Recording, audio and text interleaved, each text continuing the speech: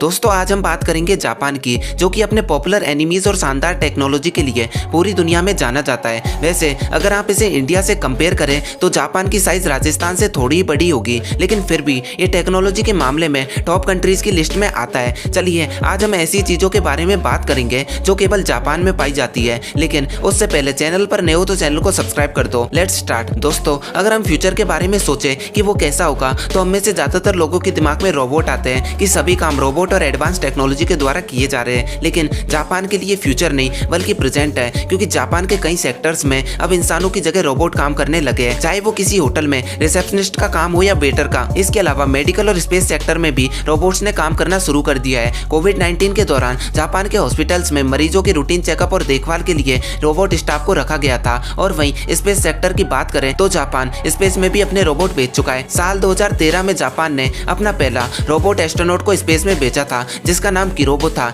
इसके अलावा भूकंप के दौरान लोगों को ढूंढने और उनकी जान बचाने के लिए भी जापान अपने रोबोट्स का बहुत इस्तेमाल करता है। अच्छा दोस्तों, आपने ये कभी ना कभी तो जरूर सुना होगा कि पूरी दुनिया में एक शकल के 7 आदमी होते हैं। चलो खैर इसका तो पता नहीं, लेकिन अगर आपको जापान में अपना कोई हमशक्ल मिले तो चौंकिएगा मत, क्योंकि जापान की एक मास्क शॉप कोमेनिया ओमोटो द्वारा बनाए गए मास्क रियल फेस साइज से 105% की फेस साइज के होते हैं, यानी रियल फेस से केवल 5% का डिफरेंस। इसके अलावा इस कंपनी को आप अपनी फेस आइडेंटिटी की इंफॉर्मेशन देकर 27,000 तक कमा सकते हो, लेकिन थोड़ा संभल के, क्योंकि उस फेस आइडेंटिटी का यूज करके वो कंपनी आपके फेस का मास्क बनाएगी और उसे मार्केट में बेचेगी। लेकिन अगर वो मास्क किसी संस्कारी पुरुष के हाथ लग गया तो फिर समझ रहे हो आप।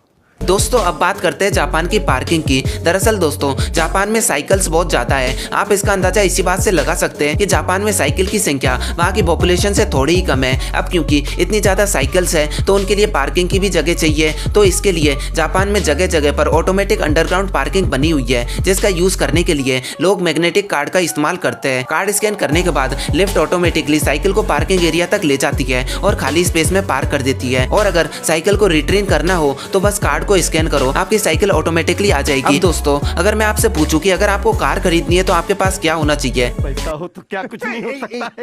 जी हाँ दोस्तों, पैसा हो तो क्या नहीं खरीदा जा सकता, लेकिन अगर आप जापान में हो तो आपके पास कितना भी पैसा हो आप कार नहीं खरीद सकते, क्योंकि जापान में कार खरीदने के लिए पार्किंग सर्टिफिकेट बनाना पड़ता है। दरअसल दोस्तों जैसा कि मैंने आपको बताया था कि जापान लगभग राजस्थान के बराबर ही है, इसीलिए यहाँ जगह कम होने की वजह से बहुत कम पार्किंग एरिया है। और ये सर्टिफिकेट इस बात का प्रूफ है कि कस्टमर के पास पार्किंग की जगह है, और अगर आपके पास पार्किंग सर्टिफिकेट नहीं है तो आप गाड़ी नहीं खरीद सकते। अच्छा चलो, आपको कहीं जाना है और आप वहाँ के लिए पैदल ही निकल गए, लेकिन बीच रास्ते में आप थक जाते हैं, तो फिर क्या करेंगे? सिंपल सी बात है, जहाँ जाना है वहाँ के लिए टैक्सी ले लेंगे। लेकिन अगर आप जापान में हो तो आपको टैक्सी लेने की कोई जरूरत नहीं है, क्योंकि जापान में आप कुछ ऐसा भी कर सकते हो।